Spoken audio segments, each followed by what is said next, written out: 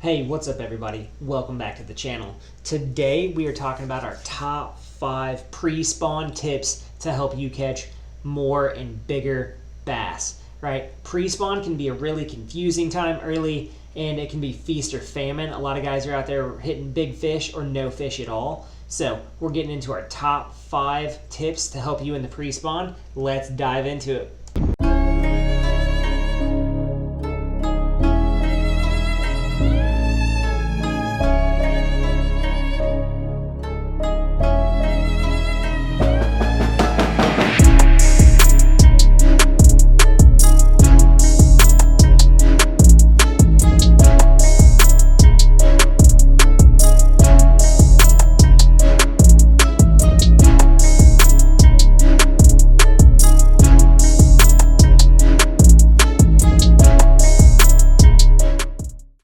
Alright guys, the first thing we want to consider when we're finding bass in the pre-spawn is location.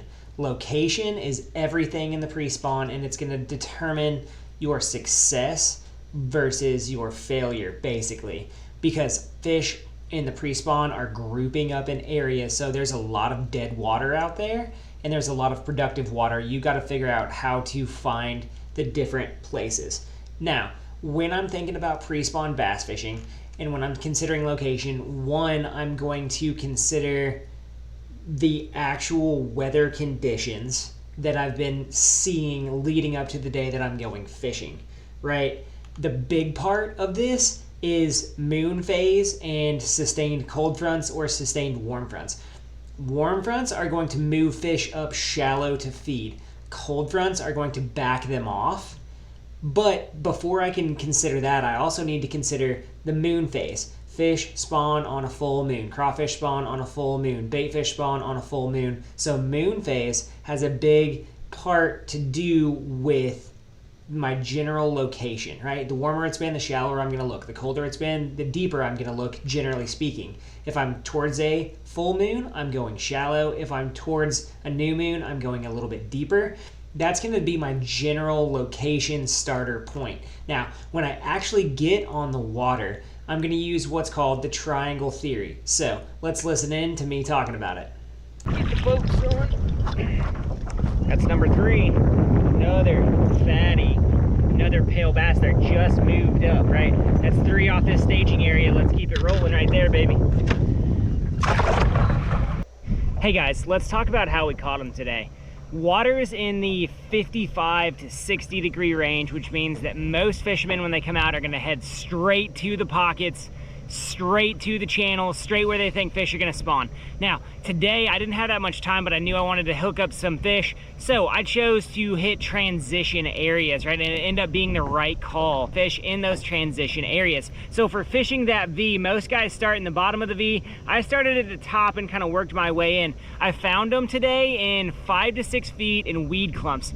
Now, when you are fishing those zones, you really want to cover them with horizontal moving baits. Fish will eat this time of year. Chatterbait is a great option. But I want to show you something that helps me know I was doing the right thing. And it has to do with the color of the fish, right? If the fish are really dark and really green when you catch them, largemouths especially, that means they've been shallow for a long time. If the fish that you are catching are white, that means they're coming in, they've been suspended out for the winter. This is the first warm week we've had. It's 70 and sunny. It's gonna get up to 70 something today. Right now it's like 55 in the morning. So what I'm thinking about here is, if the fish are white, that means fish are coming in. If the fish I'm catching are darker colored, that means they've been in for a while. If they're dark, I want to work in shallower. If they're light, I want to work a little bit back and see where I can head them off. So let's take a look at these fish we caught so I can tell you, a better idea about what we're talking about here. See how white this fish is? A couple things. One, check the tail. Nothing on the tail of that fish there, not spawning. 2, check the gut. That gut's full of eggs right there. 3, the color. See how this fish is white and pale? Look at its lips. Its lips are white and pale. That means it's been eating bait fish, and that means it's been out deep.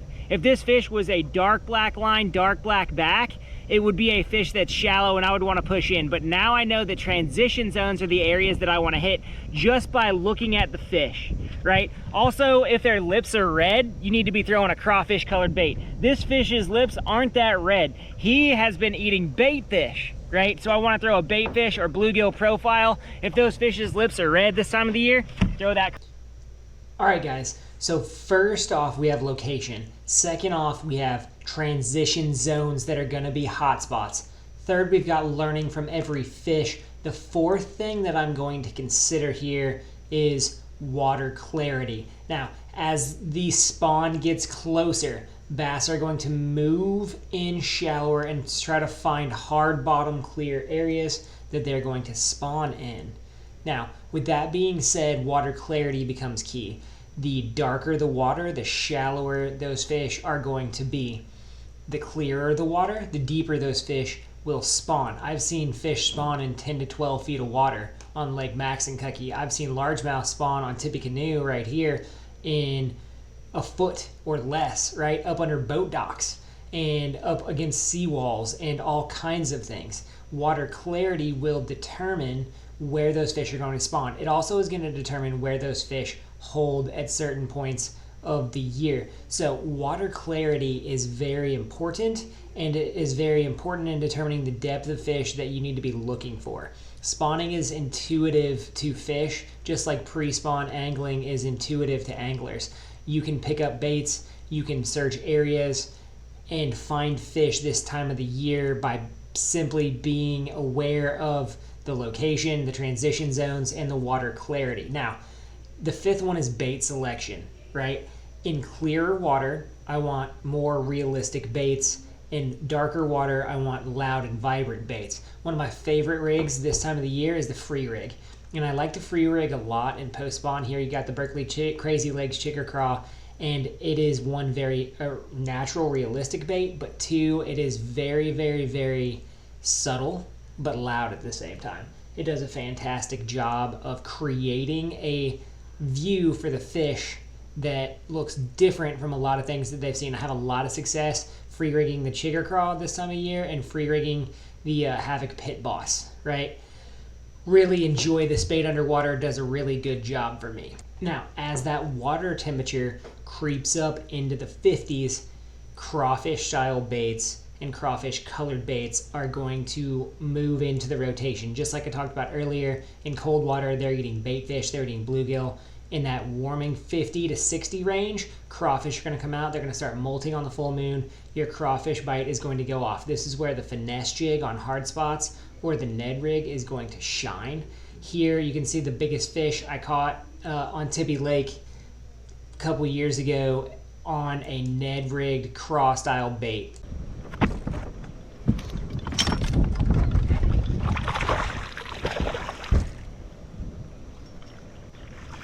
Bam! Look at that bad boy. Hoo-hoo-hoo. That's a chunk right there, folks. That is a 5-pounder right there, baby. Nice fish right there. Mwah. Crawfish baits work really well this time of the year because fish are going to position on hard bottom like you see here, and they're going to ambush things that come out to play on those hard bottoms. Crawfish this time of year, they're just molting, they're going through that life cycle phase, so crawfish baits in that 50-degree water change is the way to go. Fish are also going to position tight to cover like you see here under this dock, and they're going to start to really focus on where they spawn. Guys, we want to thank you for hanging out with us today. Hopefully you learned something. Remember, when you're fishing pre-spawn, you want to focus on location and then transition areas, and then learning from those fish that you're catching, and then focusing on water clarity, and then finally selecting the right bait for the situation. Now, I'm a big believer in pre-spawn fishing. If you're not catching them, you're not around them. You want to focus on areas like Caden's fishing here, that lead-in pocket, and work all the way back into that pocket until you start catching fish, and then go from there, right? Hope you guys learned something today. Hopefully you're enjoying the new content on the channel. We're trying to focus a lot on underwater content, on specific things for northern natural lakes, because we know that those areas are neglected on YouTube. We don't get to fish southern impoundments and catch 10-pounders all the time. But guys, hopefully you learned something. Hopefully you're enjoying watching the channel. Let us know in the comment section what you want to see in the future, and we will see you out there, guys, next time.